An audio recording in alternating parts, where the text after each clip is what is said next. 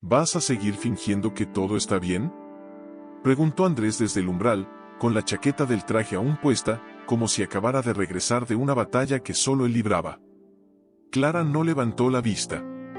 Sus dedos temblaban alrededor del plato, pero su voz salió suave, casi un susurro: no finjo, Andrés. Solo trato de mantener la paz. Él soltó una risa corta, seca, como el crujido de una hoja muerta. La paz no paga las facturas, Clara. Ni llena el silencio de esta casa. Tú vives en un mundo de oraciones y promesas invisibles, pero yo necesito algo real. Algo que me sostenga cuando todo se derrumba. Ella cerró los ojos. Cada palabra suya era un clavo más en el ataúd de lo que alguna vez fue su amor. Recordaba las noches en que oraba por él, cuando aún creía que el amor podía sanar cualquier grieta. Recordaba cómo cocinaba su sopa favorita los viernes, aunque él rara vez llegara a tiempo para cenar. Recordaba cómo guardaba sus cartas de cumpleaños, incluso las más frías, porque en alguna línea siempre buscaba una chispa de cariño. ¿Y qué es lo real para ti, Andrés?, preguntó, esta vez girándose hacia él, con las manos mojadas y el corazón al descubierto. ¿El dinero? ¿El éxito? ¿O es que ya no hay espacio en tu vida para alguien que no te da nada, excepto amor? Él desvió la mirada. Por un instante, Clara vio algo en sus ojos, una sombra de duda, tal vez de culpa. Pero duró menos que un parpadeo. El amor no construye un futuro, dijo, ajustándose el nudo de la corbata como si se preparara para una ejecución. Y tú te quedaste estancada en el pasado. Clara sintió el frío del agua en sus manos, pero más frío aún era el vacío que se abría en su pecho. No gritó. No lloró. Solo asintió, despacio, como quien acepta una verdad que duele demasiado para negarla. Entonces ve, dijo. Ve a buscar tu realidad. Pero no me pidas después que te espere en un lugar que ya no existe. Él se fue sin cerrar la puerta del todo. El viento la empujó suavemente, y el sonido del picaporte al chocar contra el marco fue como el último latido de un corazón que ya no latía por los dos. Clara se deslizó hasta el suelo, abrazando sus rodillas. Afuera, los vecinos reían en sus jardines. Los pájaros cantaban. El mundo seguía girando, indiferente al hecho de que su mundo se había detenido. Pero en medio del silencio roto, una oración brotó de sus labios, temblorosa pero firme. Se sentó en el último escalón de la escalera, como si el suelo fuera a tragarlas, y se quedaba de pie. Las palabras se le clavaban en los ojos, frías y precisas: solicito formalmente la disolución del vínculo matrimonial. La vivienda familiar será liquidada. No se reconocen aportes económicos significativos por parte de la señora Clara. ¿Aportes económicos?, murmuró, con una risa quebrada que no era risa, sino el sonido de algo rompiéndose por dentro. ¿Y qué de las noches en vela? ¿Y las lágrimas que limpié de tu camisa cuando tu padre murió? ¿Y los años que callé para que tú pudieras respirar? Pero no había respuesta. Solo el eco de su voz en una casa que ya no era suya. 2 semanas después, el juez dictaminó lo inevitable. Andrés se quedaba con la casa, por estabilidad financiera, y Clara tenía 30 días para desocuparla. 30 días para desarmar una vida. 30 días para empaquetar recuerdos, sueños rotos y la fe que aún le quedaba. No entiendo cómo puede hacer esto, le dijo a su amiga Lucía, mientras doblaba una manta que olía a lavanda y a domingo. Después de todo, ¿cómo puede mirarse al espejo? Lucía, sentada en el suelo con una taza de té humeante entre las manos, la miró con ojos llenos de ternura y dolor ajeno. Algunas personas no miran, Clara. Solo avanzan. Y a veces, avanzan sobre los demás. Clara asintió, pero no dijo nada. En su pecho, una pregunta ardía: ¿y ahora qué?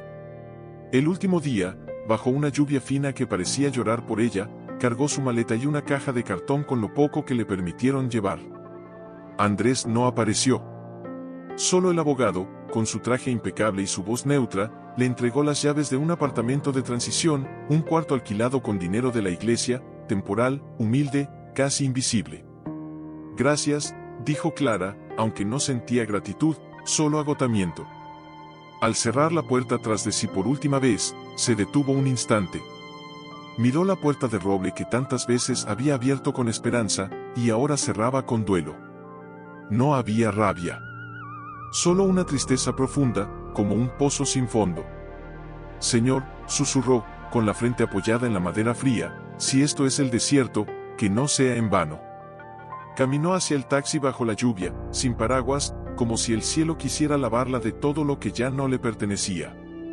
En el asiento trasero, abrazó la caja contra su pecho. Dentro, solo había 3 cosas: una Biblia desgastada, una foto de su madre, sonriendo en un día de sol que ya no existía, y un pequeño frasco de perfume que Andrés le regaló en su primer aniversario. No lo tiró. No por él, sino porque, en algún lugar de su corazón, aún creía que el amor, aunque herido, merecía ser recordado con dignidad. El taxi se detuvo frente a un edificio antiguo, de paredes desconchadas y escaleras crujientes. Lucía la esperaba en la puerta del segundo piso, con una sonrisa forzada y los ojos húmedos. «Bienvenida a casa, hermana», dijo, abrazándola con fuerza. Clara se dejó abrazar, pero no respondió. Porque en ese momento, casa ya no era un lugar. Era una pregunta. Esa noche, en una cama prestada, con el techo agrietado y el ruido de la ciudad filtrándose por la ventana, Clara se quedó despierta. No lloró. No rezó. Solo escuchó el silencio, esperando que Dios le hablara. Pero el silencio también guardaba silencio. Hasta que, al alba, sonó el teléfono. Era una voz desconocida, seria pero amable. «¿Señora Clara Mendoza? Soy el licenciado Rojas, del despacho Rojas y Asociados. Necesito hablar con usted sobre una herencia». Clara se sentó de golpe, el corazón golpeándole las costillas como un pájaro enjaulado. ¿Una herencia? Pero no tengo familia. Mi madre murió hace años, y mi padre, se trata de su tía Isabel, dijo el hombre. Falleció hace 3 semanas. Y en su testamento, usted es la única beneficiaria. Clara parpadeó, incrédula. ¿La tía Isabel? Pero, solo la vi una vez, cuando era niña. Me dio un libro de salmos y me dijo, cuando todo se caiga, aférrate a esto. Exacto, respondió el abogado. Y parece que ella creyó que usted lo haría. Hubo una pausa. Luego, con voz baja, casi reverente, añadió, $30 millones, señora Clara. Todo para usted, con una condición. El aire se le atascó en la garganta. 30 millones. Una cifra tan grande que no cabía en su mundo de maletas prestadas y lágrimas secas. ¿Qué condición? Logró preguntar. Que use ese dinero para hacer el bien donde haya necesidad. Esas fueron sus palabras exactas. Clara miró por la ventana. El sol empezaba a asomar, dorando los techos, porque yo. Susurró al reflejo. ¿Por qué ahora? Lucía entró sin llamar, con 2 tazas de café humeante en las manos. Al ver la expresión de Clara, supo que algo había cambiado. ¿Quién era? Preguntó, dejando una taza sobre la mesita de noche. Mi tía Isabel, respondió Clara, con la voz aún temblorosa. La que me dio el libro de salmos, murió. Y me dejó, tragó saliva. $30 millones. Lucía se detuvo en seco. El vapor del café se elevaba entre ellas como una cortina de incertidumbre. ¿30 millones? Repitió, como si las palabras fueran piedras que no podía sostener. Clara, eso es una locura. Lo sé, dijo Clara, sentándose de nuevo en el borde de la cama. Pero no es solo el dinero. Hay una condición, debo usarlo para hacer el bien donde haya necesidad. Lucía la miró largo rato, luego se sentó a su lado y le tomó la mano. Tu tía te conocía mejor de lo que creías. Clara bajó la vista. Las lágrimas, contenidas desde hacía semanas, empezaron a brotar, silenciosas, como si temieran interrumpir el milagro. No sé si puedo, Lucía. No sé si soy capaz de manejar algo así. ¿Y si me equivoco? ¿Y si el dinero me corrompe como corrompió a otros? Entonces no lo manejes sola, dijo Lucía con firmeza. Llévalo a la iglesia. Pide consejo. Pero sobre todo, escucha a Dios. Él no te daría esto si no supiera que tienes el corazón para usarlo bien. Durante los días siguientes, Clara vivió en una especie de niebla. Firmó papeles en el despacho del abogado, escuchó explicaciones sobre fideicomisos, impuestos, transferencias internacionales. Todo le sonaba a otro idioma. Pero en medio de la burocracia, una frase del testamento la perseguía como un eco sagrado: donde haya necesidad, allí estará tu riqueza.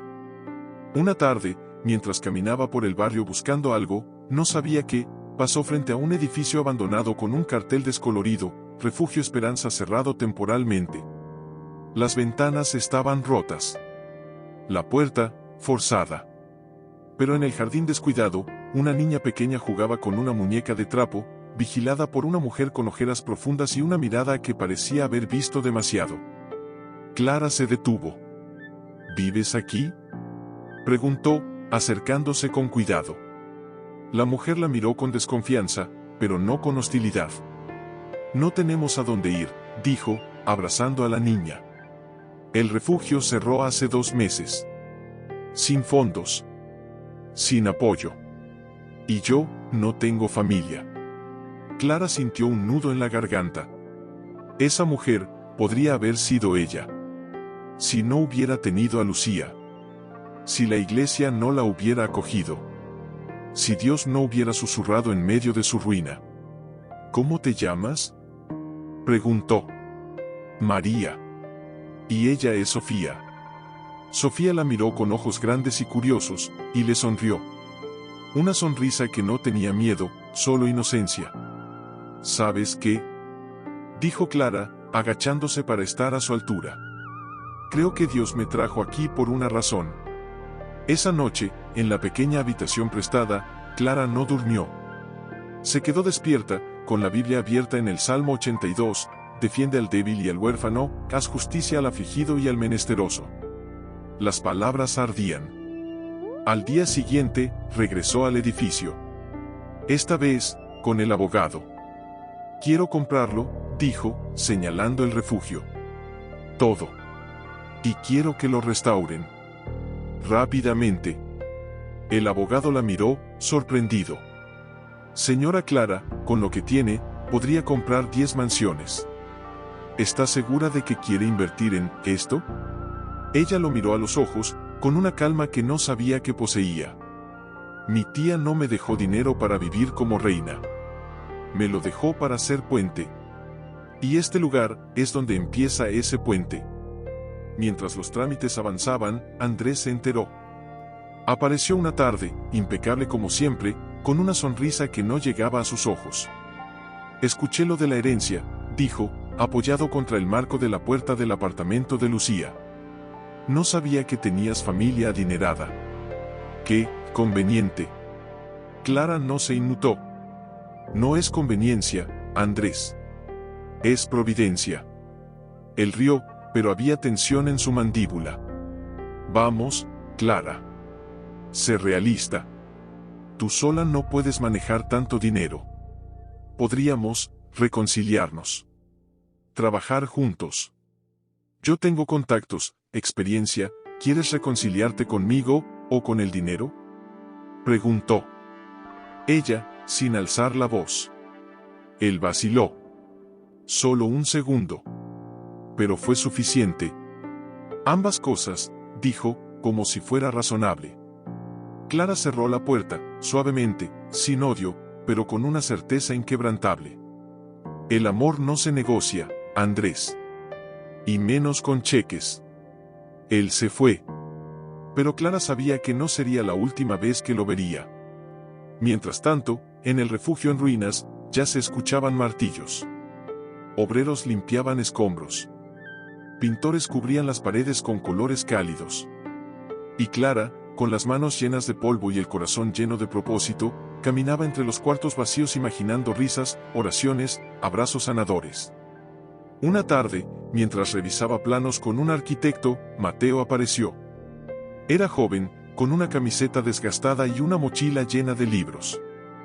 Voluntario de una organización cristiana que ayudaba a jóvenes en riesgo. Escuché que estás reconstruyendo este lugar, dijo, con una voz cálida como el pan recién horneado. Quiero ayudar. No tengo dinero, pero tengo tiempo. Y experiencia. Clara lo miró. Había algo en sus ojos, una luz que no venía del mundo, sino de algo más profundo. ¿Por qué quieres ayudar?, preguntó. Mateo sonrió, con tristeza y esperanza mezcladas. Porque alguien como tú me salvó a mí. Hace años. En un lugar como este. En ese momento, Clara supo que no estaba sola. Que Dios no solo le había dado dinero, le había dado aliados. Propósito. Y quizás, aunque aún no se atrevía a nombrarlo, un nuevo comienzo. Pero en medio de la esperanza, una sombra se alargaba. Andrés no se rendiría fácilmente. Y el mundo no veía con buenos ojos a una mujer que de la nada tenía 30 millones y los usaba para servir. ¿Quién creería en su historia? ¿Quién confiaría en sus intenciones? Una mañana, mientras organizaba donaciones en lo que sería la futura sala de lectura, el pastor Emilio la encontró arrodillada junto a una caja de libros usados, con las mangas enrolladas y el pelo recogido en una coleta desordenada.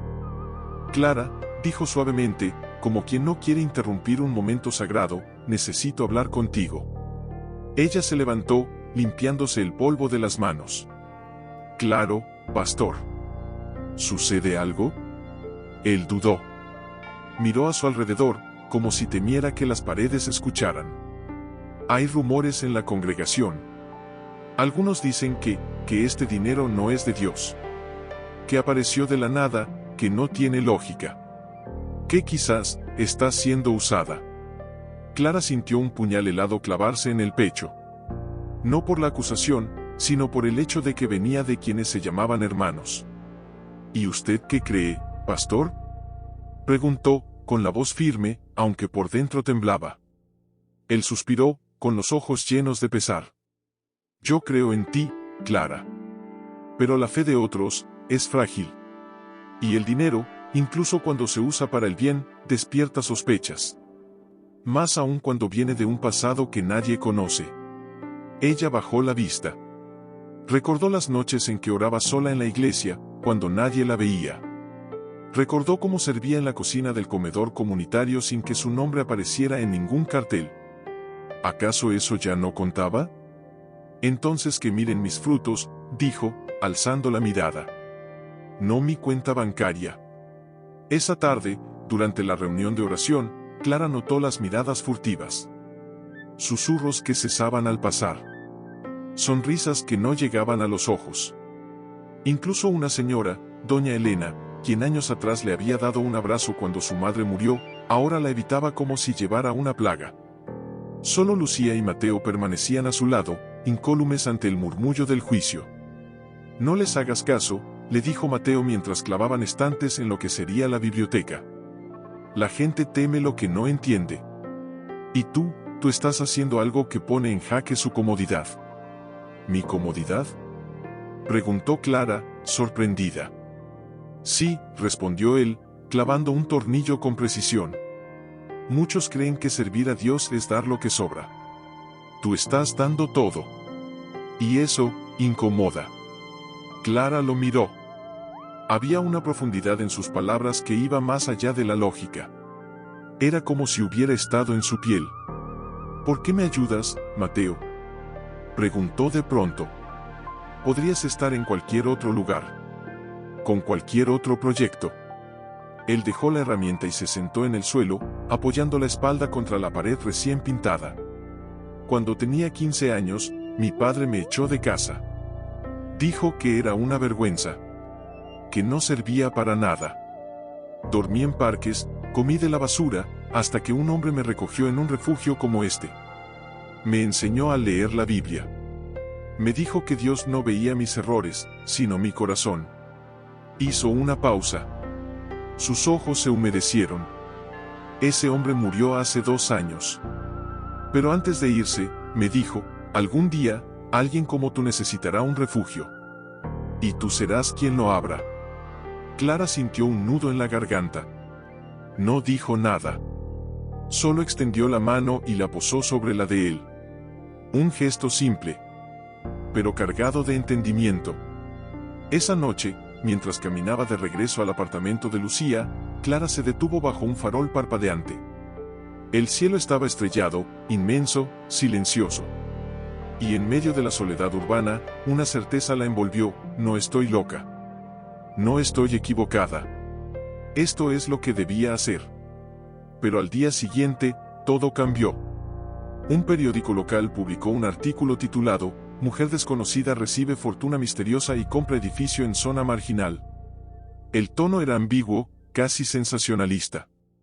Incluía una foto borrosa de Clara entrando al refugio, y citaba a una fuente cercana que afirmaba: nadie sabe de dónde salió ese dinero.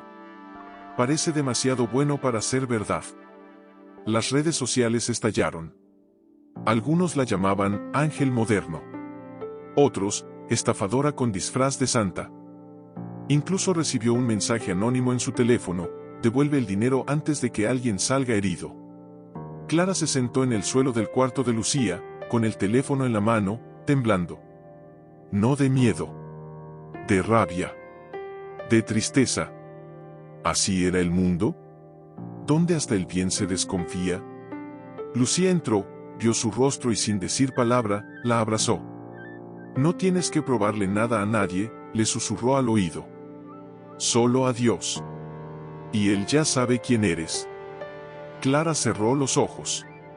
Respiró hondo. Y en medio del caos, recordó las palabras de su tía Isabel, escritas en una nota dentro del testamento: el mundo dudará. Pero tú, no dudes.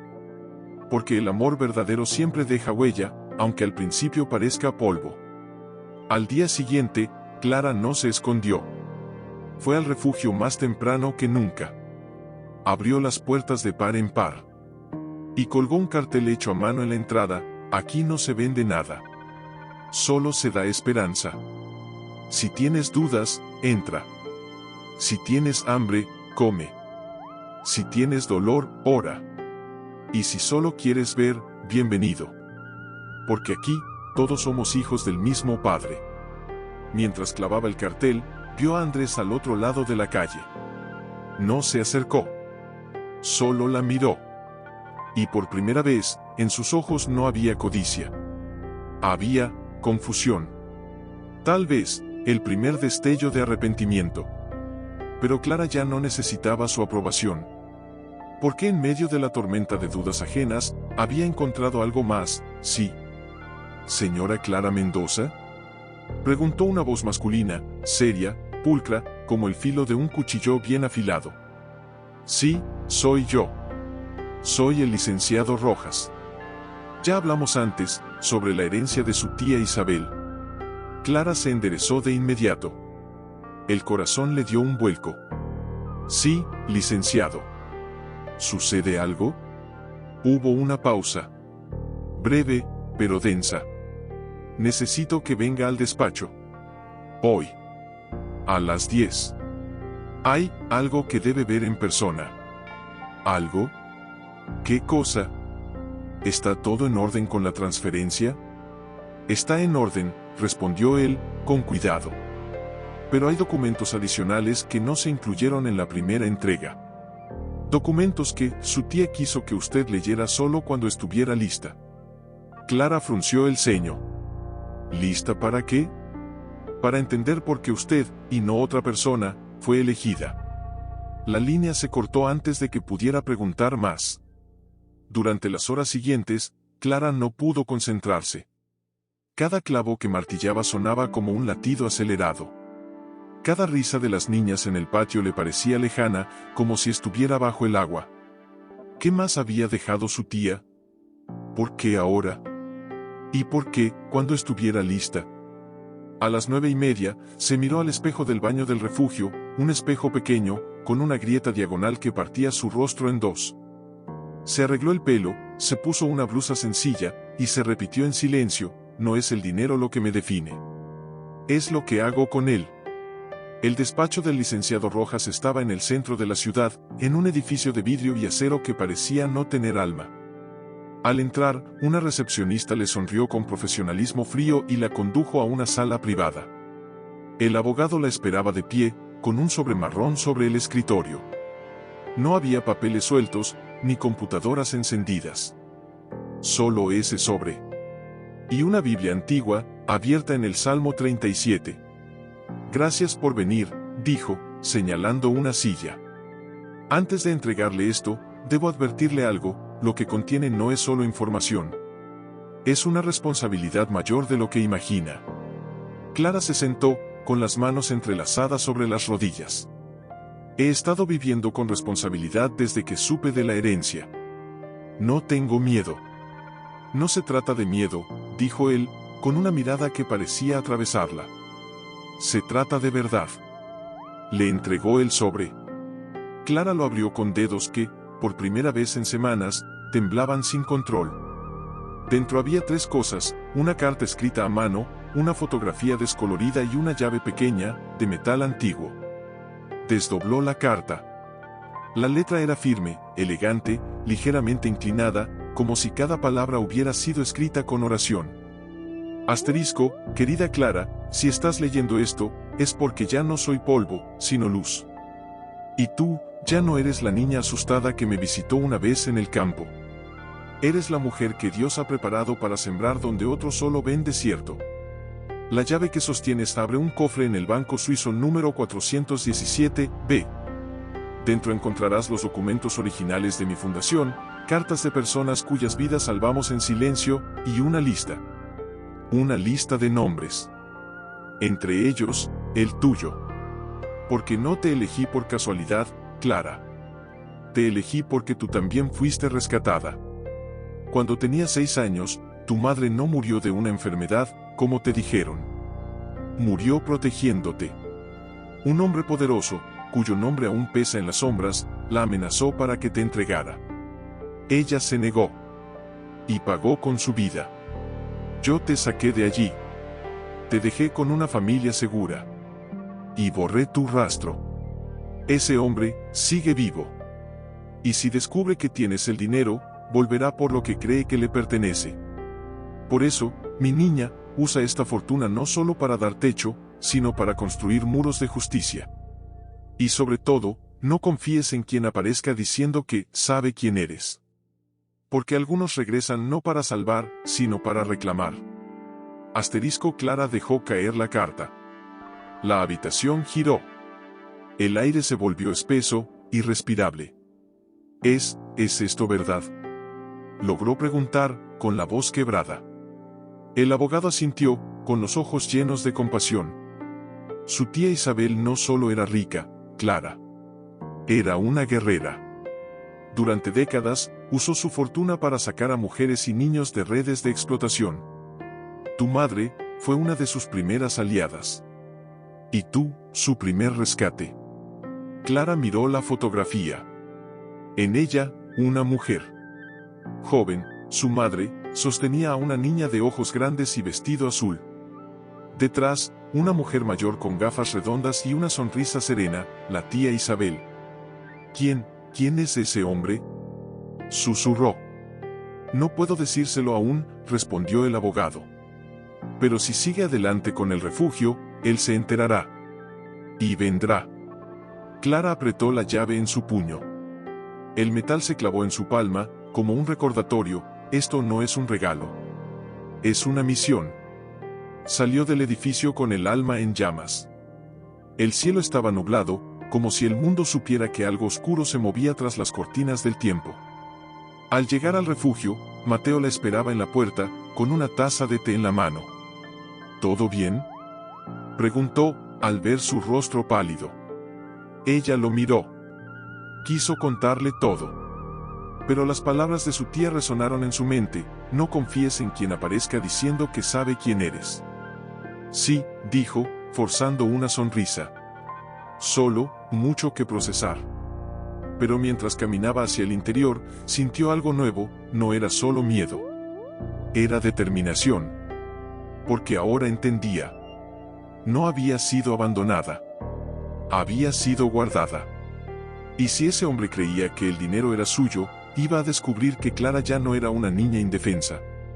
Esa tarde, mientras revisaba facturas en la pequeña oficina que habían acondicionado en lo que antes era un cuarto de calderas, Mateo entró sin llamar. Llevaba una carpeta bajo el brazo y una expresión que no le había visto antes, seria, casi urgente. Clara, dijo, cerrando la puerta tras de sí, necesito que me escuches con atención. Ella levantó la vista, sorprendida por su tono. ¿Qué pasa? Él dejó la carpeta sobre el escritorio y se sentó frente a ella, con las manos entrelazadas. Hace 2 días, un hombre preguntó por ti en la iglesia. Dijo que era pariente lejano de tu tía Isabel. Que quería colaborar con el proyecto. Clara sintió un escalofrío. ¿Y qué le dijeron? Que no dábamos información personal. Pero, Mateo dudó. Volvió ayer. Esta vez, dejó una tarjeta. Sacó un pequeño rectángulo blanco de su bolsillo y lo deslizó sobre la mesa. Clara lo tomó. El nombre impreso era elegante, sobrio, Dr. Rafael Valdés. Abajo, una dirección en el distrito financiero y una frase en letras pequeñas, Fundación para la Restauración Social. Pero fue la firma manuscrita al dorso lo que le heló la sangre. Tu tía me habló mucho de ti. Sería un honor conocerte. ¿Lo conoces? Preguntó Mateo. Clara negó lentamente, pero su corazón latía como si ya supiera la verdad. No, pero mi tía sí. Guardó la tarjeta en su bolso, como si quemara. ¿Qué aspecto tenía? 50 y tantos. Traje oscuro. Ojos, fríos. Sonreía, pero no con los ojos. Ella cerró los ojos. Él ya está aquí. No le digas nada a nadie, dijo, con voz baja pero firme. Y si vuelve, no lo dejes entrar. Mateo asintió, pero había una pregunta en su mirada. Clara, ¿qué estás escondiendo? Ella lo miró. Quiso mentir. Quiso protegerlo. Pero en sus ojos vio algo que no podía ignorar, lealtad. Y quizás, algo más. No es lo que estoy escondiendo, dijo. Es lo que estoy protegiendo. Antes de que él pudiera responder, el timbre del refugio sonó. Ambos se tensaron. Desde la ventana, Clara vio al hombre de la tarjeta.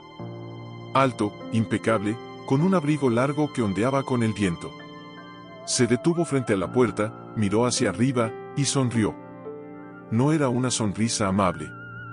Era la sonrisa de un lobo que ha encontrado la cueva. Quédate aquí, dijo Clara, poniéndose de pie. No vas a enfrentarlo sola, protestó Mateo. No voy a enfrentarlo, respondió ella, con una calma que no sentía.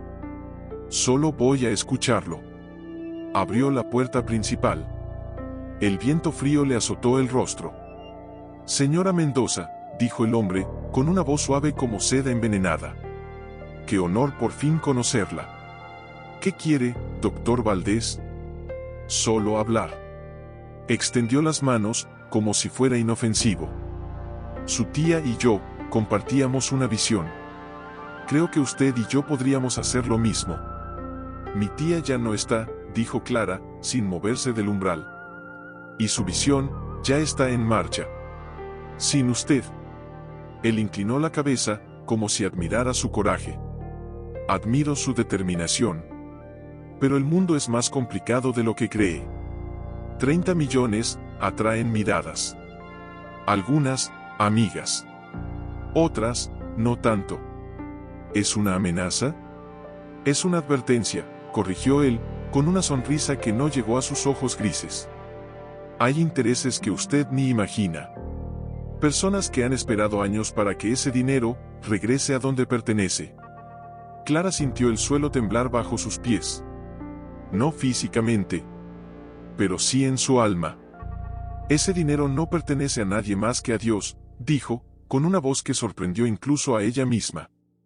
Y él ya me dijo qué hacer con él. Valdés la estudió un largo momento.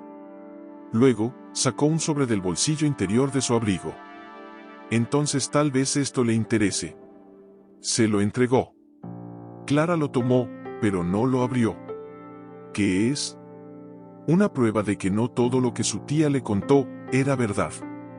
Y con eso, Se dio la vuelta y se alejó, caminando con la elegancia de quien sabe que ya ha plantado la semilla de la duda. Cuando regresó a la oficina, Mateo la esperaba, pálido. ¿Qué te dio? Clara se sentó, con las manos temblando. Deslizó el sobre el escritorio. Dentro había una foto en blanco y negro. En ella, su tía Isabel y el mismo Rafael Valdés, jóvenes, abrazados, con anillos en las manos. Y una nota escrita a mano: Isabel, tú y yo construimos esto juntos.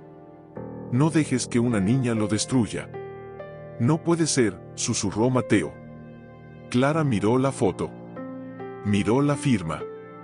Miró los ojos de su tía, tan llenos de amor en esa imagen, y sintió el mundo desmoronarse. ¿Había estado su tía mintiendo? ¿Era Valdés, su socio? ¿Su esposo? ¿Y si todo lo que creía era una mentira? Se levantó de golpe, agarró su bolso y salió corriendo. «Clara», gritó Mateo, siguiéndola. «¿A dónde vas?» «Al banco», dijo, sin mirar atrás. «A abrir el cofre». Porque si había una verdad en medio de esta telaraña, estaba allí. Y si Valdés quería jugar con su pasado, ella jugaría con la verdad. Mientras el taxi la llevaba al centro, apretaba la llave en su puño, rezando no a Dios por respuestas, sino por fuerza para aceptarlas, sean las que fueran. Porque ahora no solo luchaba por un refugio. Una empleada los condujo a una sala privada, con paredes insonorizadas y una mesa de madera oscura. Sobre ella, un cofre metálico, pequeño, antiguo, con una cerradura que parecía salida de otro siglo. «Solo usted puede abrirlo, señora», dijo la empleada, entregándole un guante blanco. «Por protocolo». Clara asintió. Se puso el guante, tomó la llave, y respiró hondo. «Señor, si hay verdad aquí, que me dé valor para recibirla. Si hay mentira, que me dé sabiduría para descartarla». La llave giró con un clic suave, casi sagrado. Al levantar la tapa, no encontró lingotes ni joyas. Solo papeles. Cartas atadas con cinta roja.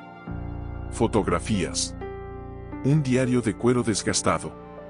Y una carta más, escrita con la misma letra que la anterior, pero con tinta más apagada, como si hubiera sido escrita en sus últimos días.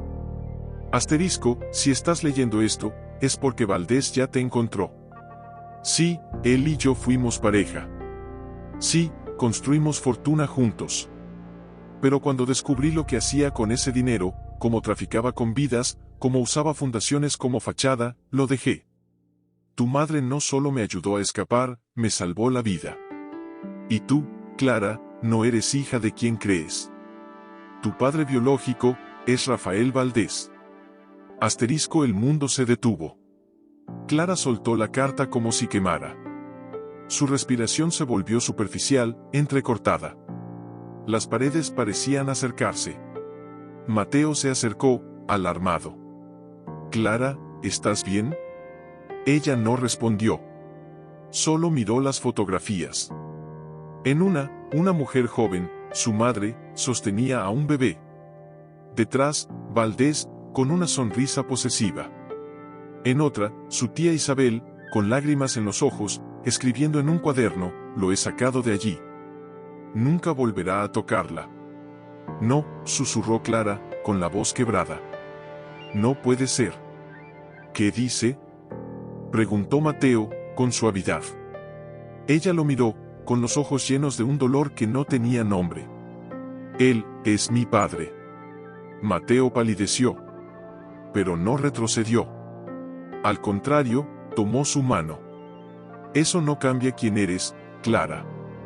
No cambia lo que has hecho. Ni lo que estás construyendo. Pero cambia todo», exclamó ella, con lágrimas corriendo por sus mejillas. «¿Y si el dinero es suyo? ¿Y si yo soy solo una pieza en su juego? Entonces demuéstrale que no lo eres», dijo Mateo, con una firmeza que la sorprendió. «Usa ese dinero no para huir de tu pasado, sino para redimirlo». Clara bajó la vista al diario. Lo abrió al azar. En una página, su tía había escrito: Dios no nos da el pasado para encadenarnos, sino para transformarlo en puente. Clara no es hija de Valdés. Es hija de la gracia. Y la gracia siempre vence. Una lágrima cayó sobre el papel, manchando ligeramente la tinta. Pero las palabras no se borraron. En ese momento, sonó su teléfono. Era una llamada desconocida. Titubeó. Pero contestó. ¿Clara? Era la voz de Valdés, suave, casi paternal. Espero que hayas visto la foto. Ahora entiendes, ¿verdad? Ese dinero no es solo tuyo. Es nuestro. Y tú, eres mi sangre. No soy tu hija, dijo Clara, con una voz que temblaba, pero no se quebraba. Soy la hija de una mujer que te dijo, no. Y de una tía que me enseñó a decir, sí, a la justicia. Hubo un silencio al otro lado. Luego, una risa baja. Eres igual a ella. Orgullosa.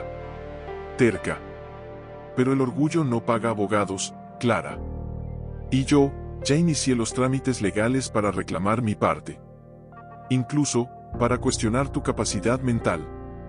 Después de todo, ¿quién hereda 30 millones y los regala? Clara cerró los ojos. Sintió el miedo. Pero también sintió algo más, una llama. Haz lo que quieras, Valdés. Pero escúchame bien, si tocas a una sola mujer en ese refugio, si lastimas a una sola niña, no será el dinero lo que te persiga. Será la verdad. Y la verdad tiene testigos. Colgó. Mateo la miró, con admiración y preocupación. ¿Qué vas a hacer? Ella tomó el diario, las cartas, las fotos.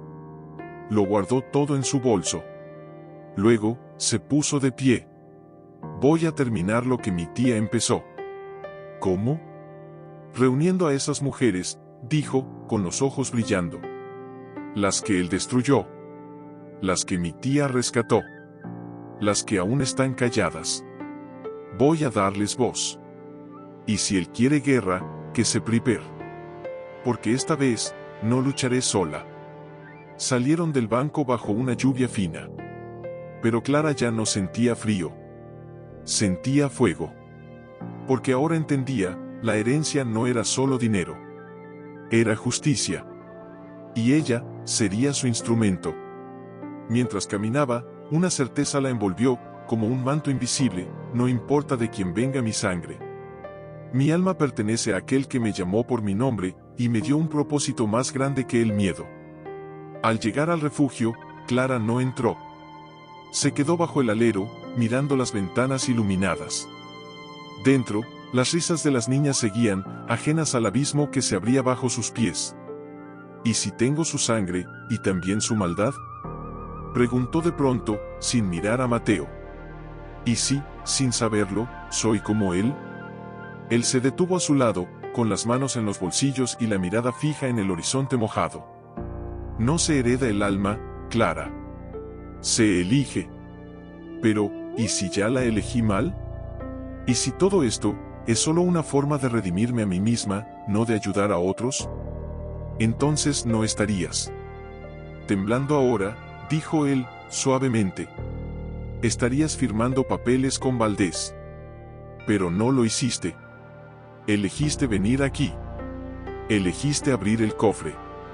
Elegiste la verdad, aunque duela. Ella cerró los ojos. Las palabras de Mateo cayeron como bálsamo en una herida abierta. Tengo miedo, confesó, con la voz quebrada. Miedo de que, al enfrentarlo, destruya todo lo que he construido. Miedo de que use mi nombre, para manchar el refugio. Entonces no lo enfrentes sola, dijo él, y esta vez sí la miró. Deja que testifiquemos juntos. Que las mujeres que él lastimó, hablen.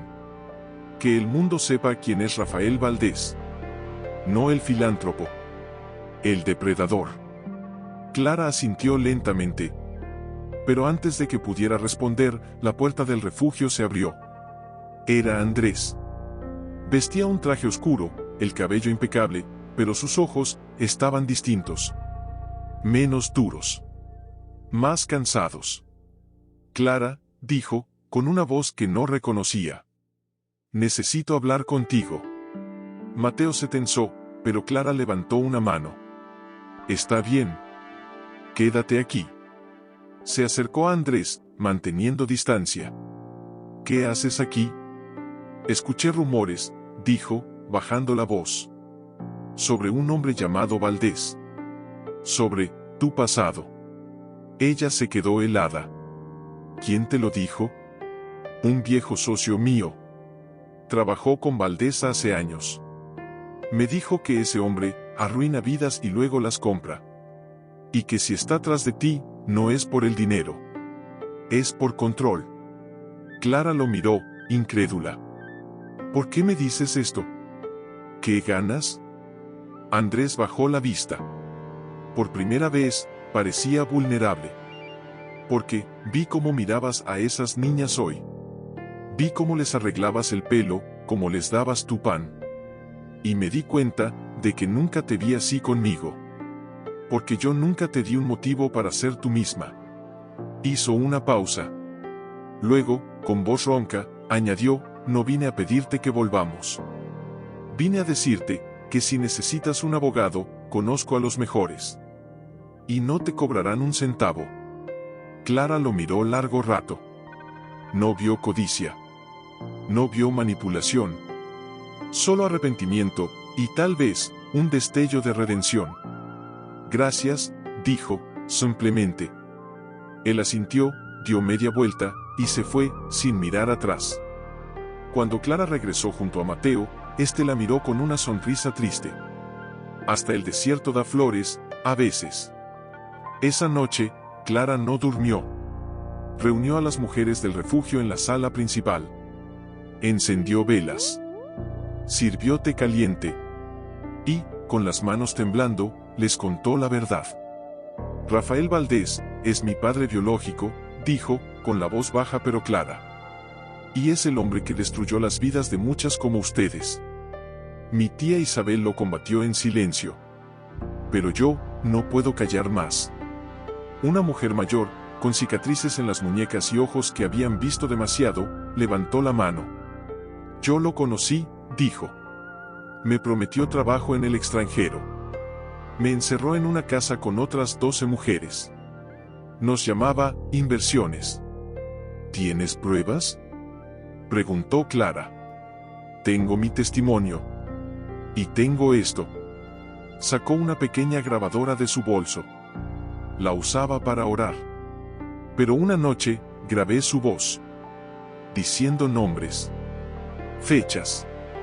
Cantidades». Clara sintió un escalofrío. Era la prueba que necesitaba. «¿Por qué nunca la entregaste?». «Porque nadie me creería», respondió la mujer, con amargura. «Hasta hoy». Una por una, otras mujeres hablaron. Historias de engaño, de violencia encubierta, de fundaciones falsas, de niños desaparecidos. Todas conectadas a Valdés. Todas silenciadas por miedo, o por dinero. Al amanecer, Clara tenía un plan. «Vamos a crear un archivo», dijo. «Un testimonio colectivo. Lo llevaremos a la prensa, a la fiscalía, a la iglesia. Y si Valdés quiere guerra, que sepa que no lucha contra una mujer. Lucha contra un ejército de almas rotas, que decidieron sanar juntas». Mientras escribía los primeros nombres, Mateo se acercó y le puso una taza de café en la mesa.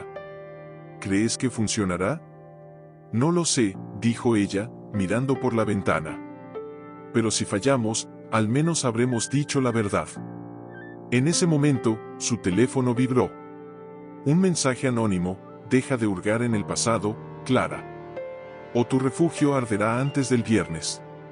Ella leyó el mensaje. Lo mostró a Mateo. Luego, sin decir palabra, lo borró. «No me asustan sus amenazas», dijo, con una calma que sorprendió hasta a ella misma. «Porque ya no soy la niña que huyó. Soy la mujer que regresó». Mientras preparaba café en la cocina del refugio, Mateo entró con una mochila al hombro y una expresión resuelta. «No te dejaré sola hoy», dijo, dejando la mochila en la mesa. «Valdés no es de los que amenazan al aire. Si dijo que algo ardería, es porque ya tiene un plan. Clara asintió, pero no habló. Sus manos temblaban ligeramente al servir el café. No era miedo, exactamente. Era la presión de saber que, en cualquier momento, todo podía desmoronarse. ¿Y si me equivoco, Mateo? Preguntó de pronto, con la mirada fija en la taza humeante. ¿Y si, al exponerlo, pongo en peligro a estas mujeres? ¿A las niñas? Entonces habrás hecho lo correcto de todas formas, respondió él, acercándose. Porque el silencio también mata, Clara. Solo que más despacio. Ella lo miró. En sus ojos no había duda. Solo fe. Fe en ella. Fe en la verdad. Fe en algo más grande que ambos. Gracias, susurró. No me des las gracias, dijo él, con una sonrisa suave. Dame tu palabra de que, pase lo que pase hoy, no te rendirás.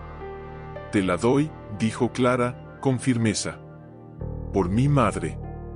Por mi tía. Por cada mujer que nunca tuvo voz. Justo entonces, el timbre del refugio sonó. Ambos se miraron. Era demasiado temprano para visitas. Mateo fue a la puerta.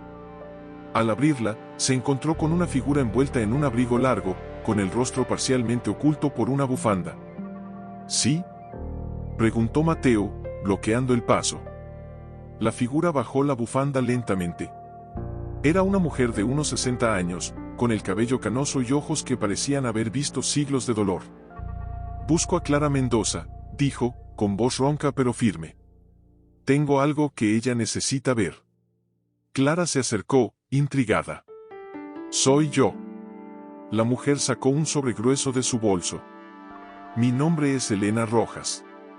Fui secretaria personal de Rafael Valdés durante 17 años. Hizo una pausa, como si el nombre le quemara la lengua. Guardé esto, por si algún día aparecía alguien como tú. Clara tomó el sobre. Estaba sellado con cera roja. ¿Por qué ahora? Porque anoche soñé con tu madre, dijo la mujer, con los ojos llenos de lágrimas. Me dijo, dale esto a mi hija. Antes de que sea demasiado tarde. Sin decir más, se dio la vuelta y se perdió en la niebla matutina. Clara abrió el sobre en la mesa de la cocina. Dentro había un pendrive, una llave de hotel y una nota, habitación 314, Hotel Majestic. Lo que buscas está allí. Pero entra sola. Y no confíes en nadie que no haya sufrido. Esto es una trampa, dijo Mateo, al leer la nota por encima de su hombro. No puedes ir sola. Tal vez, respondió Clara. Pero si no voy, nunca sabré toda la verdad. Entonces iré contigo, insistió él. No, dijo ella, con una calma que sorprendió a ambos. La nota dice, sola. ¿Y si hay una grabación, un testigo, un documento? Valdés podría usar tu presencia para desacreditarlo todo. Conspiración, dirá. Montaje. Mateo apretó los puños, frustrado. Pero podrías estar en peligro. Ya lo estoy, dijo Clara, poniendo una mano sobre la suya. Desde que nací. Pero hoy elijo caminar hacia la luz, aunque me queme. Tomó un taxi al Hotel Majestic. El edificio era antiguo, elegante, con cortinas pesadas y alfombras que absorbían el sonido. Subió al tercer piso con el corazón en la garganta. La habitación 314 estaba entreabierta. Entró con cautela. La habitación estaba vacía. Solo una maleta abierta sobre la cama. Y, sobre la mesa de noche, una grabadora antigua y una foto. En la foto, su madre, joven, sosteniendo un sobre idéntico al que acababa de recibir. Detrás, una fecha, 12 de octubre, 1998, el día que murió. Clara tomó la grabadora. Presionó play. La voz de su madre llenó la habitación, temblorosa pero decidida. Asterisco, si escuchas esto, es porque ya no estoy. Rafael me amenazó, si no entrego a Clara, me matará. Pero prefiero morir antes que entregarla a ese monstruo. Isabel la protegerá. Ella sabe la verdad. Rafael no es su padre, Clara. Es un mentiroso. Tu verdadero padre murió antes de que nacieras. Rafael me obligó a firmar papeles falsos para reclamarte como suya. Pero tú eres hija de un hombre bueno. Un misionero que murió sirviendo en la selva. No dejes que te robe tu identidad. Tú eres hija de la luz. Asterisco. Clara cayó de rodillas. Las lágrimas brotaron sin control. No era hija de Valdés. Nunca lo fue. Todo había sido una mentira para poseerla, como poseía todo lo demás. En ese momento, la puerta se cerró de golpe. Clara se giró. Rafael Valdés estaba allí, con una sonrisa fría y una pistola en la mano. Bonita historia, dijo. Lástima que nadie la creerá. Porque en unas horas, esta habitación será el lugar donde una mujer inestable se quitó la vida, tras perder la cabeza por el dinero. Clara se puso de pie, lentamente. Ya no me importa lo que el mundo crea, dijo, con una calma que lo desconcertó. Porque yo sé quién soy. Valdés rió, pero sus ojos se endurecieron. Entonces morirás sabiéndolo. Pero antes de que pudiera moverse, sirenas cortaron el aire. Valdés palideció. ¿Qué hiciste? Grabé todo, dijo Clara, mostrando su teléfono. Desde que entré. Y lo transmití en vivo, a la fiscalía, a la prensa, y a cada mujer que alguna vez callaste. La puerta se abrió de golpe. Agentes federales irrumpieron, armas en alto. Valdés soltó la pistola. Pero antes de que lo esposaran, miró a Clara con odio puro. Esto no ha terminado. Sí, dijo ella, con lágrimas en los ojos, pero la cabeza en alto. Terminó el día que decidí no tener miedo. Mientras lo arrastraban, Clara tomó la grabación de su madre y la guardó junto a su corazón. Por primera vez en años, respiró libre. Pero sabía que la batalla legal apenas comenzaba. Y esta vez, no lucharía por venganza. Lucharía por justicia. Por las que no pudieron. De regreso al refugio, las mujeres la esperaban en la puerta, en silencio. No hubo gritos de alegría, ni abrazos efusivos. Solo miradas húmedas, manos extendidas, y un respeto profundo que no necesitaba palabras. Dentro, Mateo había preparado té. Al verla entrar, se levantó de inmediato. ¿Estás bien? Ella asintió, pero sus rodillas cedieron. Él la sostuvo antes de que cayera. Estoy vacía, susurró. Como si me hubieran arrancado el alma y luego la hubieran devuelto, limpia. Él la condujo a una silla, le puso una manta sobre los hombros, y se arrodilló frente a ella. Lo lograste, Clara. Lo enfrentaste. Y no solo sobreviviste, lo derribaste. No yo, dijo ella, mirando a las mujeres que ahora se acercaban. Nosotras. En ese momento, una niña pequeña, Sofía, la de la muñeca de trapo, se acercó y le puso una flor silvestre en la mano. Para ti, dijo, con voz tímida. Porque eres valiente. Clara tomó la flor, y por primera vez en días, sonrió. Una sonrisa verdadera. Que nacía del alma. Pero la paz duró poco. Al atardecer, mientras revisaban las copias de seguridad del dossier en la oficina, el pastor Emilio entró con el rostro pálido. Clara, hay algo que debes ver. Encendió la televisión pequeña que usaban para las clases de alfabetización. En la pantalla, un noticiero de emergencia, el juez ha ordenado la detención preventiva de Rafael Valdés por trata de personas, lavado de activos y corrupción. Sin embargo, fuentes cercanas al caso revelan que Valdés ha presentado una demanda civil contra Clara Mendoza, alegando manipulación emocional, uso fraudulento de la herencia y supuesta falsificación de documentos. La cámara mostró a un abogado elegante, el mismo que años atrás había representado a Andrés, leyendo un comunicado.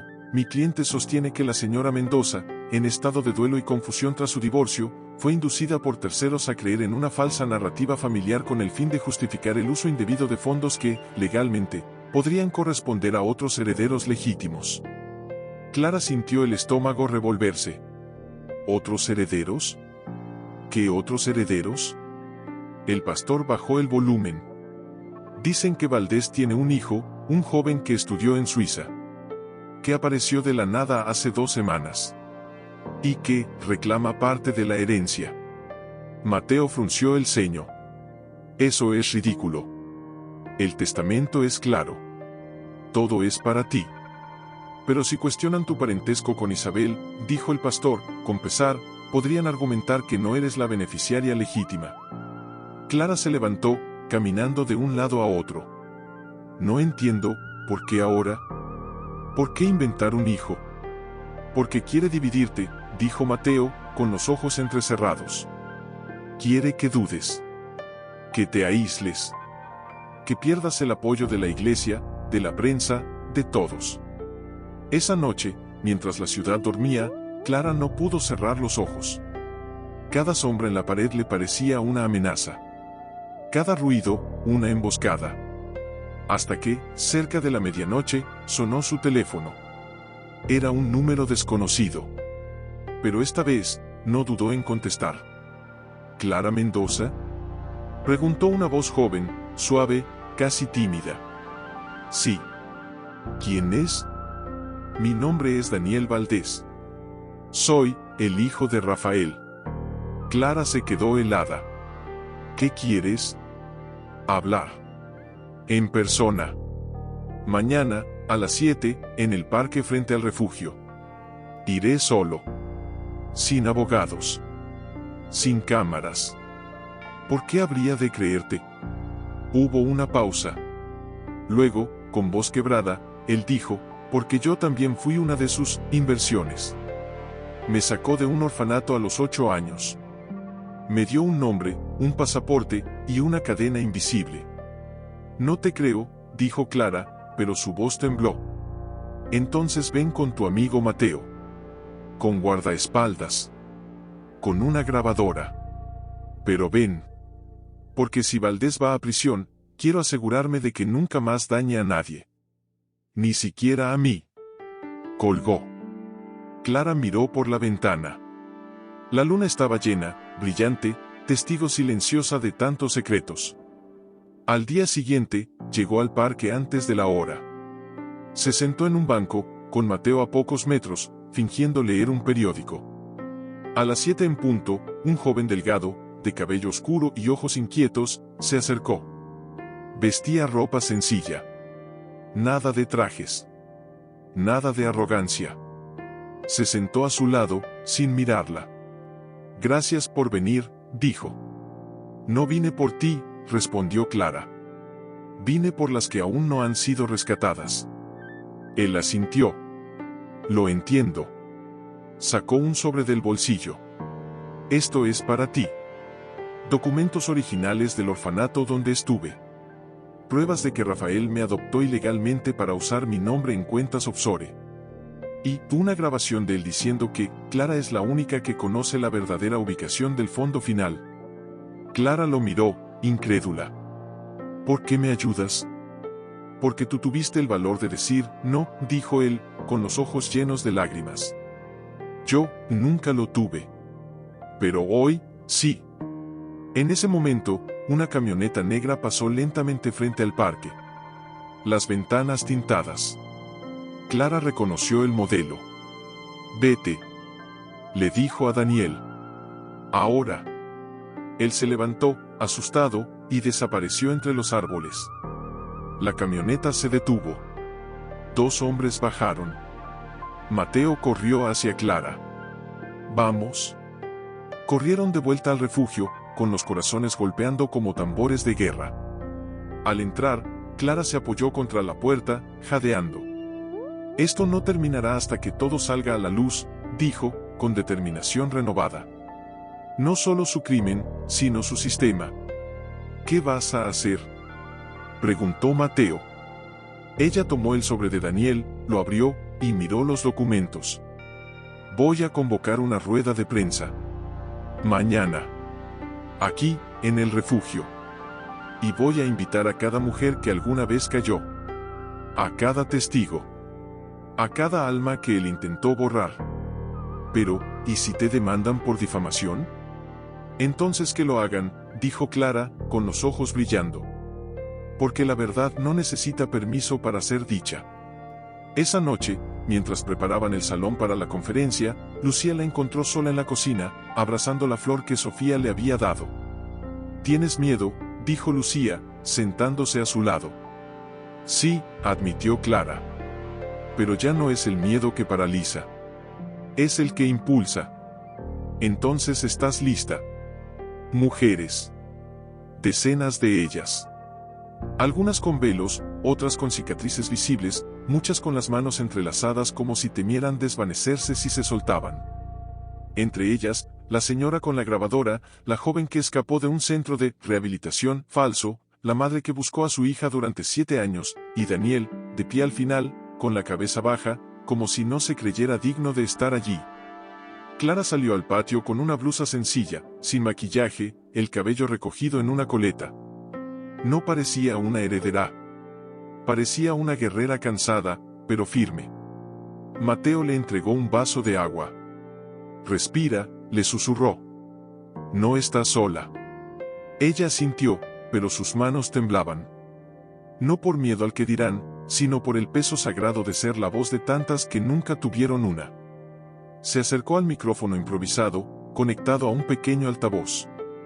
El murmullo cesó. «Gracias por venir», dijo, con una voz que al principio fue suave, pero que fue ganando fuerza. «No estoy aquí para defender mi nombre, ni mi herencia. Estoy aquí, porque durante años, un hombre usó el dinero, el poder y la mentira para borrar vidas. Y hoy, esas vidas van a hablar». Hizo una pausa. Miró a las mujeres. Una por una. Ellas no son víctimas. Son testigos. Son sobrevivientes. Y hoy, son profetas de la verdad. Entonces, señaló a la primera mujer, la de las cicatrices en las muñecas. «Adelante, Rosa. El mundo te escucha». Rosa se levantó. Sus piernas temblaban, pero su voz no. «Me llamó Ángel de Inversión», dijo, con los ojos fijos en la cámara. «Me prometió estudiar en Europa. Me encerró en una casa en Ginebra. Nos obligaban a firmar papeles todos los días. Decían que era para protegernos. Pero en realidad, nos usaban para mover dinero sucio». «¿Tiene pruebas?», preguntó un periodista. Ella sacó un diario pequeño de su bolso. Cada nombre. Cada fecha. Cada cuenta. Lo escribí en secreto, con tinta invisible que solo se ve con luz negra. Porque sabía que algún día, alguien como Clara aparecería. Una por una, las mujeres hablaron. Historias de engaño, de niños vendidos como adoptados, de fundaciones falsas que servían de fachada, de jueces comprados, de políticos silenciados. Cada testimonio era un ladrillo más en la prisión que estaban construyendo alrededor de Valdés. Cuando llegó el turno de Daniel, el silencio se hizo más profundo. «Soy Daniel Valdés», dijo, con la voz quebrada. «Durante años creí que era su hijo. Me dio educación, viajes, un apellido, pero nunca amor. Solo instrucciones». «¿Por qué nos traicionas ahora?», gritó un reportero. «Porque no es traición decir la verdad», exclamó Daniel, con lágrimas en los ojos. «Él me enseñó que el mundo se gana con mentiras. Pero ella», miró a Clara, «me enseñó que se salva con coraje». Justo entonces, un hombre alto, con traje oscuro y gafas de sol, irrumpió en el patio. «¡Alto!», gritó. «Esto es una reunión ilegal. Están difamando a un ciudadano bajo proceso judicial». Era el abogado de Valdés. Clara no se inmutó. «Bienvenido, licenciado. Justo a tiempo para escuchar la verdad». «Cierren eso», ordenó, señalando las cámaras. «O demandaré a cada uno de ustedes». Pero antes de que pudiera avanzar, 2 agentes federales lo detuvieron. «Señor», dijo uno de ellos, «tiene usted una orden de allanamiento. Por obstrucción a la justicia y destrucción de pruebas». El abogado palideció. «¿Qué?». «Su oficina fue registrada anoche», dijo el agente. «Encontramos correos donde instruía a testigos falsos, y un depósito a su nombre en las Islas Caimán. El patio estalló en murmullos. Clara se acercó al micrófono de nuevo. No vine aquí para destruir a un hombre, dijo, con los ojos llenos de lágrimas, pero la voz firme. Vine para restaurar a las que él intentó borrar. Este dinero que heredé no es mío. Nunca lo fue. Es de ellas. Es de la justicia. Es de Dios. Entonces, sacó un documento de su bolso.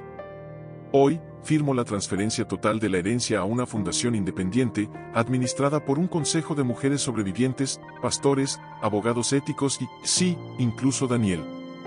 Porque la redención también es posible para quien se arrepiente. Mateo la miró, con orgullo y asombro. ¿Estás segura? Más segura que nunca, dijo ella. Porque la verdadera riqueza no está en tener, sino en liberar. Al final del día, las noticias no hablaban de la heredera loca. Hablaban de las voces que rompieron el silencio. Las redes ardían con los testimonios. La fiscalía anunció una investigación ampliada. Y el nombre de Rafael Valdés, antes sinónimo de poder, ahora era sinónimo de vergüenza. Pero para Clara, lo más importante no fue la prensa. Fue la niña Sofía, que esa noche la abrazó y le dijo, ahora eres mi heroína. Clara la abrazó fuerte, con el corazón rebosante. No, mi amor. Tú eres la mía. Porque me recuerdas porque todo esto vale la pena. Mientras las estrellas se encendían sobre el refugio, Clara supo que la batalla legal continuaría. Que habría apelaciones, mentiras, intentos de silenciarlas de nuevo. Es del Comité de Ética de la Iglesia, dijo, con la voz quebrada. Quieren hablar contigo. Clara frunció el ceño. ¿Sobre qué? Dicen que hay preocupaciones sobre tu liderazgo espiritual. Que tu enfoque se ha vuelto político. Que estás dividiendo la congregación. Mateo se puso de pie de inmediato. Eso es ridículo. ¿Después de todo lo que ha hecho? No es ridículo para ellos, dijo Lucía, bajando la vista. Algunos dicen que usaste el nombre de la iglesia para promover una agenda personal. Que manipulaste a las mujeres para ganar simpatía. Clara sintió como si le hubieran quitado el aire. No por la acusación, sino porque venía de quienes una vez la llamaron hermana. ¿Tú también lo crees? Preguntó, mirando a Lucía. Los ojos de su amiga se llenaron de lágrimas. Yo sé quién eres, Clara. Pero el pastor está bajo presión. Hay donantes importantes que amenazan con retirar sus ofrendas. Dicen que el refugio se ha convertido en un centro de activismo, no de fe. Pero la fe sin obras es muerta. Exclamó Mateo. ¿Acaso no lo enseña Santiago? Lo enseña, dijo Lucía, con tristeza. Pero algunos prefieren una fe cómoda. Una fe que no moleste al poder. Esa noche, Clara no durmió. Caminó por los pasillos vacíos del refugio, escuchando el silencio que antes le daba paz, y ahora le recordaba la soledad. Al amanecer, fue a la iglesia. No para defenderse. Solo para orar. Se arrodilló en el último banco, donde siempre lo hacía cuando nadie la veía. Cerró los ojos y susurró, Señor, ¿por qué duele tanto él? ¿Rechazo de los tuyos? No hubo respuesta audible. Pero en su corazón, una paz extraña la envolvió. Como si Dios le dijera, no te he llamado a ser popular. Te he llamado a ser fiel. Al salir, se encontró con el pastor Emilio en los escalones. Clara, dijo, con la mirada baja. El comité ha decidido que el refugio ya no puede operar bajo el nombre de la iglesia. Ella asintió lentamente. No había sorpresa. Solo una tristeza profunda. Entiendo. No es personal, añadió él, con voz temblorosa. Es, por la unidad. La unidad sin justicia no es unidad, pastor, dijo Clara, con calma. Es complicidad. Él no respondió. Solo asintió, con los ojos llenos de vergüenza. Ese mismo día, mientras Clara explicaba a las mujeres lo que significaba la decisión, que perderían el respaldo institucional, que tendrían que registrarse como organización civil independiente. Una de ellas, una joven llamada Miriam, se levantó. Entonces lo haremos solas, dijo, con fuego en la mirada. Porque si la iglesia nos abandona, Dios no lo hará. Otras asintieron. Algunas lloraban. Pero ninguna se fue. Esa noche, mientras preparaban los nuevos documentos legales en la cocina del refugio, Mateo se sentó junto a Clara. ¿Duele? Sí, admitió ella. Duele que quienes predican el amor tengan miedo de vivirlo cuando cuesta algo. Pero mira, dijo él, señalando por la ventana. En el patio, las mujeres habían formado un círculo. Algunas rezaban. Otras cantaban himnos antiguos. Sofía repartía pan que había ayudado a hornear. Y Daniel, sentado al margen, observaba con una expresión que ya no era de culpa, sino de pertenencia. Ellas son tu iglesia ahora, dijo Mateo. Clara sonrió, con lágrimas en los ojos. Sí. Y es más real que cualquier templo de piedra. Pero la prueba más dura aún no llegaba. 2 días después, un sobresellado llegó por correo certificado. Era del tribunal. Dentro, una notificación: Valdés, desde prisión, había presentado una demanda civil contra Clara y contra cada mujer que testificó. Alegaba difamación masiva y conspiración para dañar su reputación. Peor aún, solicitaba la congelación inmediata de todos los fondos de la herencia hasta que se resolviera el caso. Si lo logra, dijo Mateo, pálido, el refugio se quedará sin recursos. No podremos pagar luz, comida, salarios. Clara miró el documento. Luego lo dobló con calma.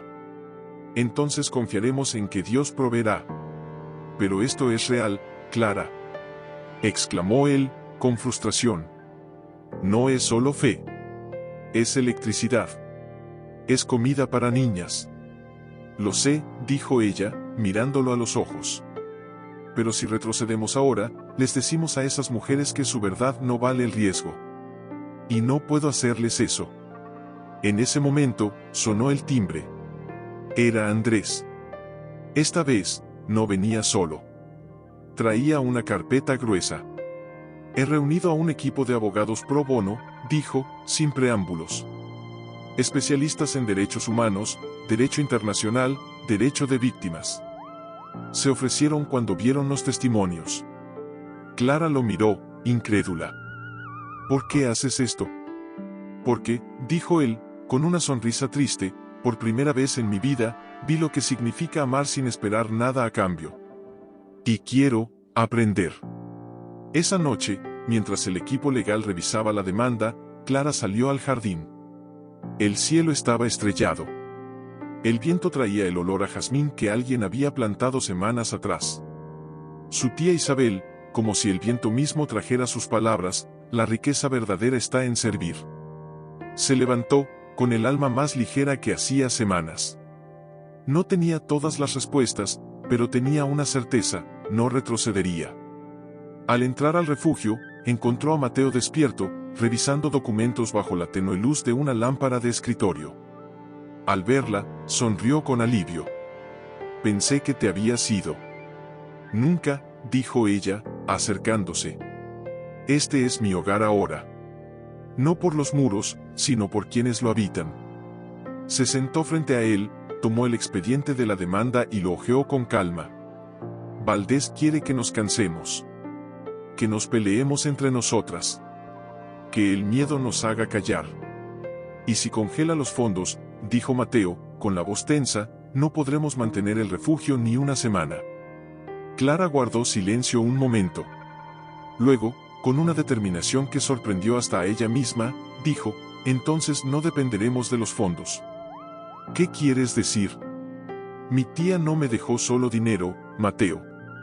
Me dejó un legado. Y ese legado no se congela con una orden judicial.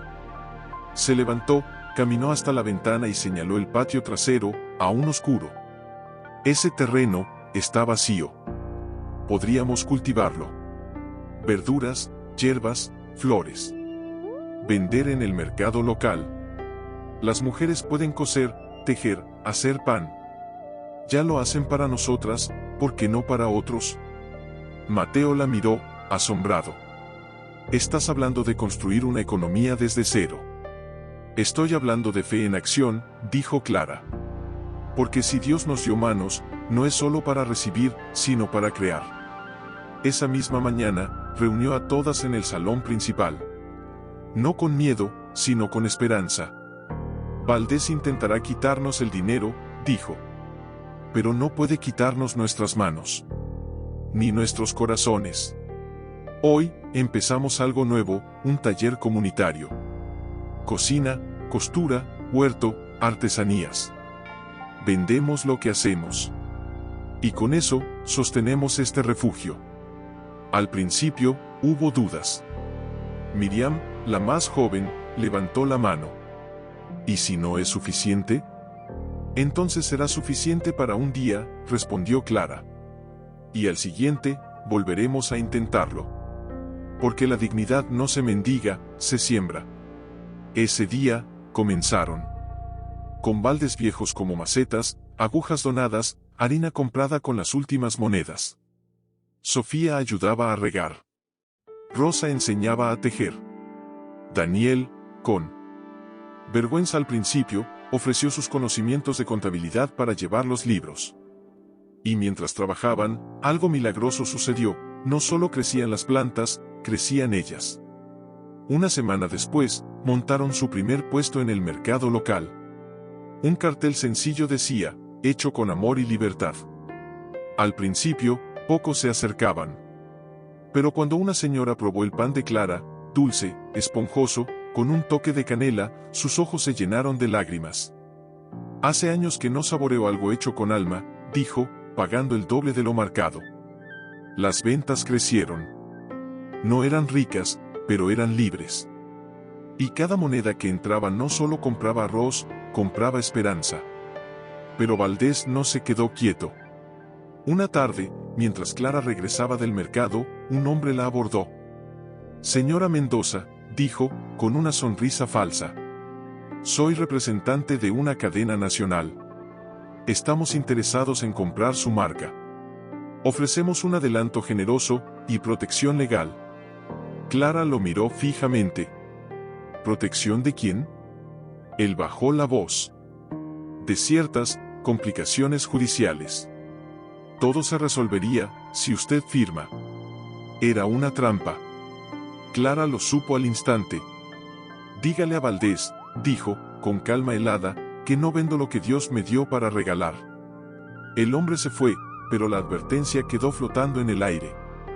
Esa noche, en oración, Clara no pidió que la demanda desapareciera. Pidió fuerza para no ceder. Y al día siguiente, recibió una llamada inesperada. Era una periodista de una cadena internacional. Vimos su historia. Queremos hacer un documental.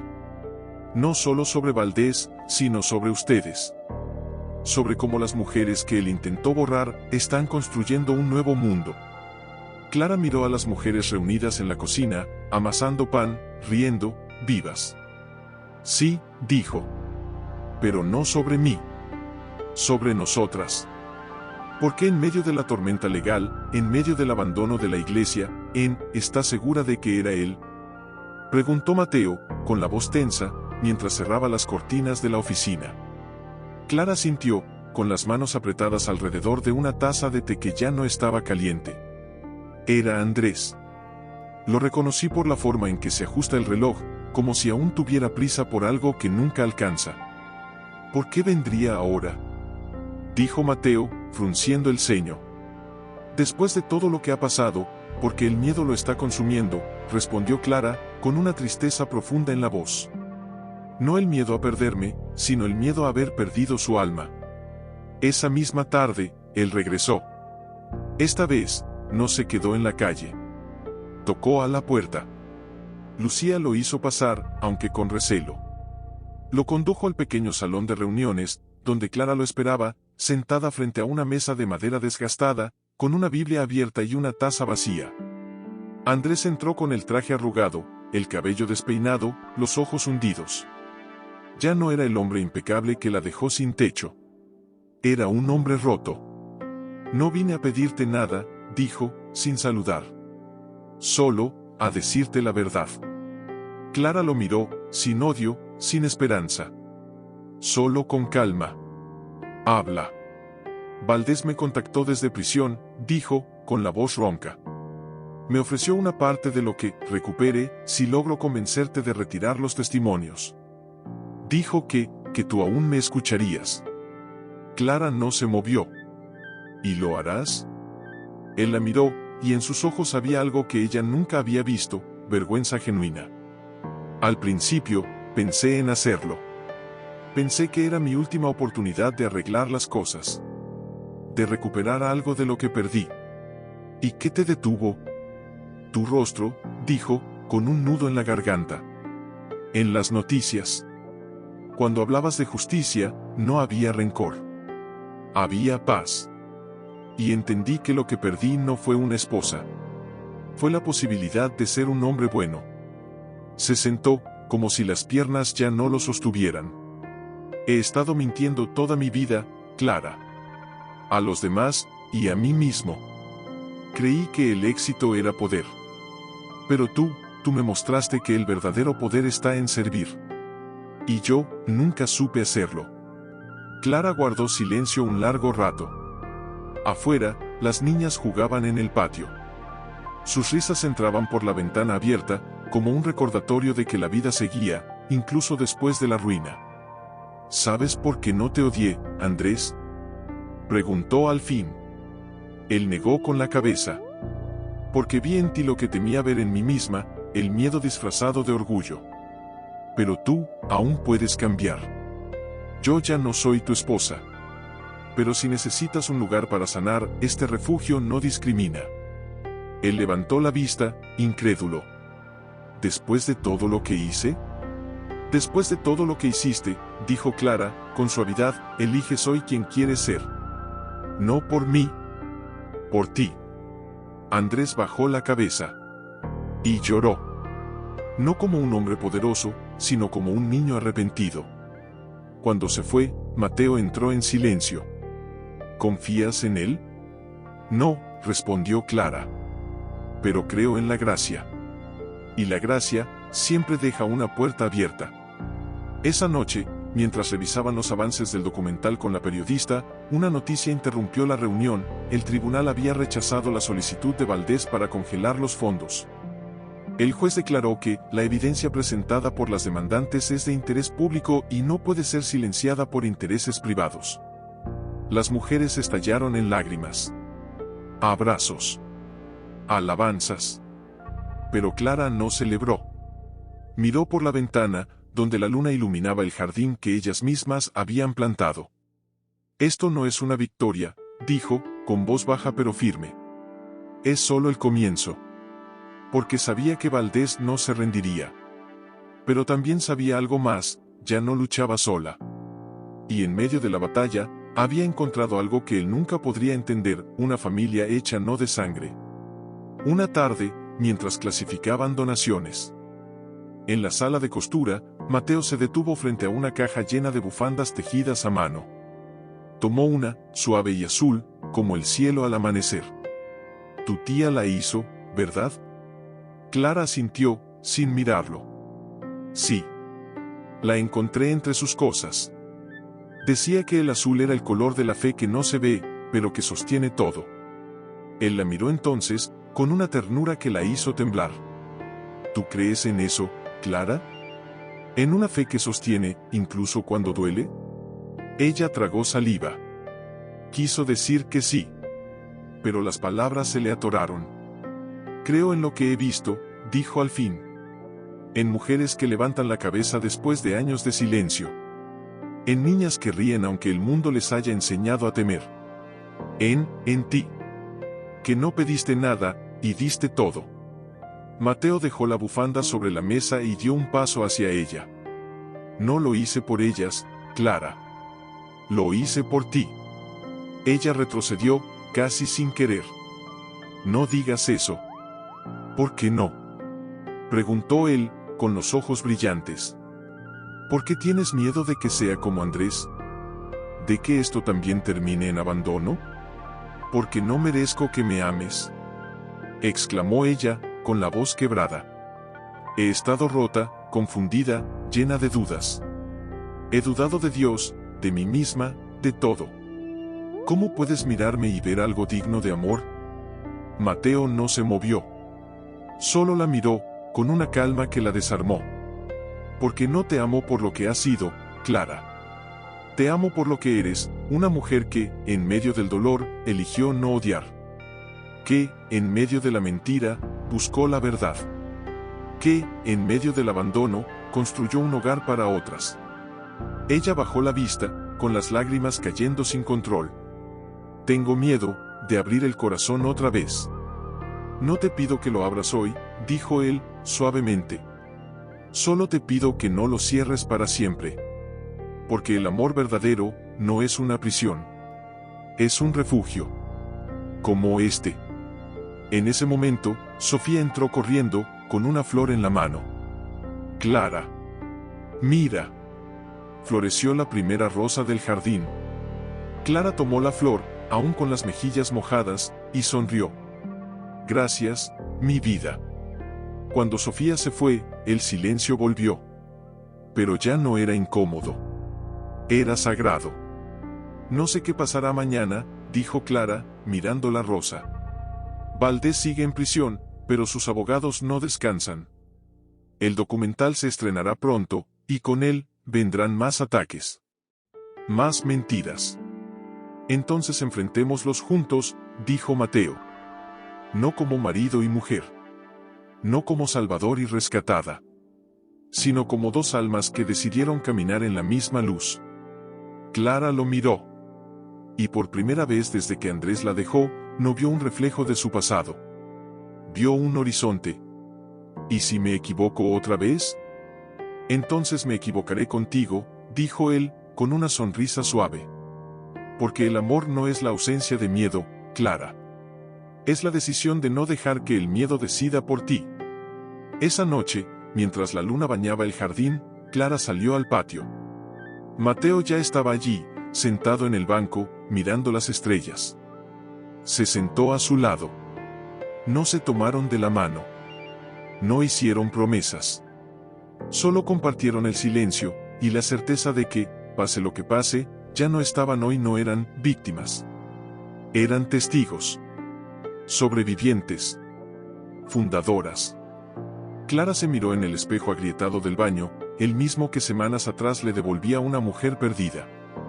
Ahora, veía a alguien distinta, los ojos aún marcados por el cansancio, sí, pero con una luz que no venía de este mundo.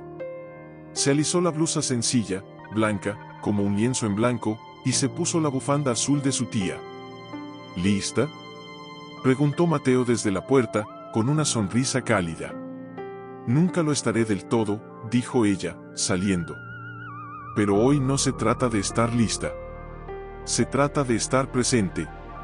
En el patio, ya se reunían decenas de personas, periodistas, vecinos, pastores de otras iglesias, abogados, incluso algunas caras desconocidas que más tarde se revelarían como mujeres que habían visto el tráiler y viajaron cientos de kilómetros para decir, yo también estuve allí. La pantalla improvisada, una sábana blanca colgada entre dos postes, donde se proyectaría el documental, ondeaba suavemente con la brisa. Al lado, un cartel pintado a mano decía, aquí, las voces rotas aprendieron a cantar. Cuando las luces se apagaron y las primeras imágenes llenaron la sábana, Clara caminando sola bajo la lluvia, Rosa mostrando sus cicatrices, Daniel confesando su complicidad, Sofía riendo en el huerto, el silencio fue tan profundo que se oía el latido del corazón colectivo. Pero fue al final, cuando apareció la voz de la madre de Clara, grabada desde el más allá, diciendo, tú eres hija de la luz, que las lágrimas brotaron sin control. No solo de las mujeres del refugio, sino de extraños que nunca habían oído su nombre. Al terminar, nadie aplaudió. Nadie habló.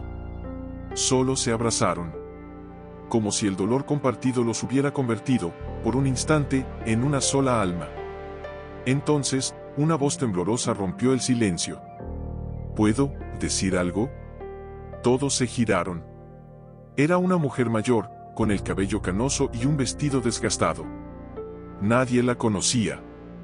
Mi nombre es Estela, dijo, acercándose con paso inseguro. Hace 20 años, Rafael Valdés me quitó a mi hija. Me dijeron que había muerto en un accidente. Pero hoy vi su rostro en una de las fotos del archivo. Está viva. En otro país. Y gracias a ustedes, ahora sé dónde buscarla. Cayó de rodillas. Clara corrió a sostenerla. No está sola, le susurró. Nunca más lo estará. Una tras otra, más personas se levantaron. Un hombre contó cómo su hermana desapareció tras aceptar un trabajo en el extranjero. Una joven dijo que reconoció a su secuestrador en una de las grabaciones. Cada testimonio era una semilla de justicia que, hasta hoy, había estado enterrada. Mateo se acercó a Clara, con los ojos húmedos. Esto es más grande que nosotros. No, dijo ella, mirando a la multitud. Esto es exactamente lo que somos. No héroes. Solo personas que decidieron no callar. Justo entonces, un coche se detuvo frente al refugio. Todos se tensaron. Pero no era Valdés. Era el pastor Emilio. Caminó hasta Clara, con la cabeza baja. He venido a pedirte perdón, dijo, con la voz quebrada. Me equivoqué. Preferí la paz de la iglesia antes que la justicia de Dios. Pero hoy vi lo que la verdadera iglesia hace. Clara lo miró largo rato. Luego, extendió la mano. La puerta sigue abierta, pastor. No para el poder, sino para el arrepentimiento. Él asintió, con lágrimas en los ojos, y se unió al círculo. Al caer la noche, mientras las velas iluminaban el patio y las mujeres cantaban himnos antiguos, Clara se sentó en el banco del jardín, exhausta pero en paz. Mateo se sentó a su lado. ¿Qué sientes? Que esto no es el final, dijo ella, mirando las estrellas. Es el comienzo de algo que ni siquiera imaginamos. ¿Y si Valdés apela? ¿Y si intenta destruirnos de nuevo? Entonces volveremos a levantarnos, respondió Clara, con una sonrisa suave. Porque ya no somos una mujer con una herencia. Somos un movimiento. Y los movimientos no se detienen con amenazas. Dentro, el salón estaba abarrotado. Periodistas, activistas, mujeres del refugio, incluso algunos rostros que Clara no reconocía, pero cuyos ojos decían, yo también fui silenciada. Valdés entró esposado, flanqueado por guardias. Ya no llevaba traje. Solo un uniforme gris que lo hacía parecer más pequeño, más humano, y más peligroso. Porque los hombres acorralados muerden con más fuerza. Sus miradas se cruzaron. Y en los ojos de Valdés, Clara no vio arrepentimiento. Vio cálculo. Vio rabia. Pero también, miedo. El juicio duró 3 días. Testigos desfilaron uno tras otro. Grabaciones se reprodujeron. Documentos se exhibieron. Cada prueba era un clavo más en el ataúd de su imperio de mentiras. Pero fue en el último día, durante los alegatos finales, cuando sucedió lo inesperado. Valdés pidió la palabra. El juez, tras una pausa tensa, se la concedió. Se puso de pie, con las esposas tintineando, y miró directamente a Clara. Señora Mendoza, dijo, con una voz que intentaba sonar firme, pero temblaba en los bordes. Durante años creí que el poder estaba en el control. En poseer. En callar. Pero usted me ha mostrado algo que no entendía. Hizo una pausa. El silencio era tan denso que se podía cortar. No vengo a pedir perdón. No merezco ser perdonado. Pero vengo a decir la verdad, completa. Clara contuvo la respiración. Clara no es mi hija, dijo, con voz clara. Nunca lo fue. Su madre me odiaba. Y tenía razón.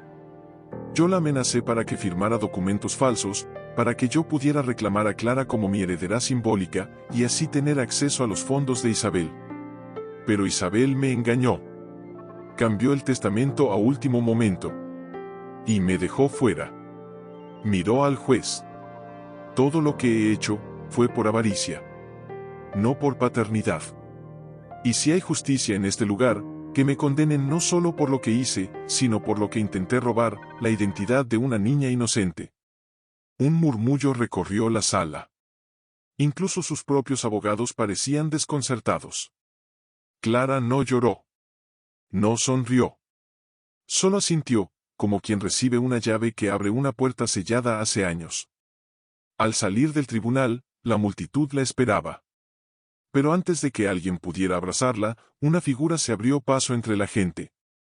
Era Andrés.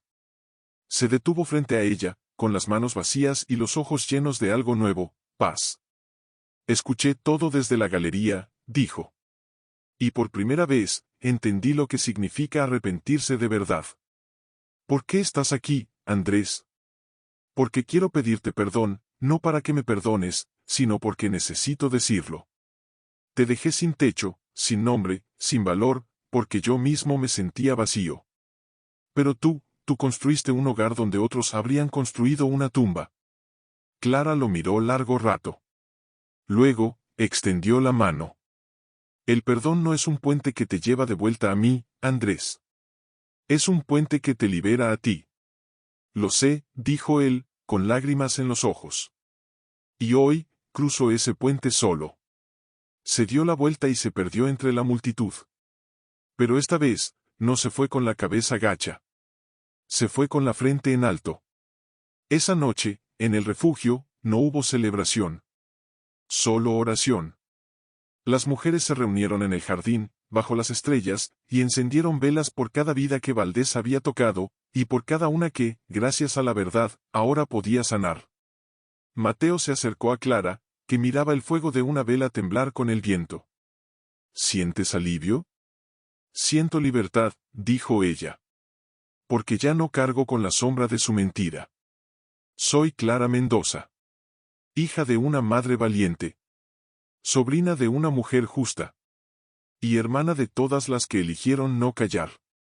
Él tomó su mano. Y pronto, serás mucho más. Ella lo miró, con una sonrisa suave. Tal vez. Pero hoy solo quiero ser esto, una mujer en paz. Dentro, una sola hoja. Fría, formal, y justa. Rafael Valdés es declarado culpable de trata de personas, corrupción, falsificación de documentos públicos, y abuso de poder. Se le condena a 32 años de prisión sin posibilidad de libertad condicional. Todos los bienes vinculados a sus actividades ilícitas son confiscados y destinados a la reparación de las víctimas. Clara leyó las palabras una vez. Luego otra. Y aunque no gritó, aunque no saltó de alegría, una lágrima cayó sobre el papel, una lágrima que no era de tristeza, ni siquiera de alivio. Era de reconocimiento.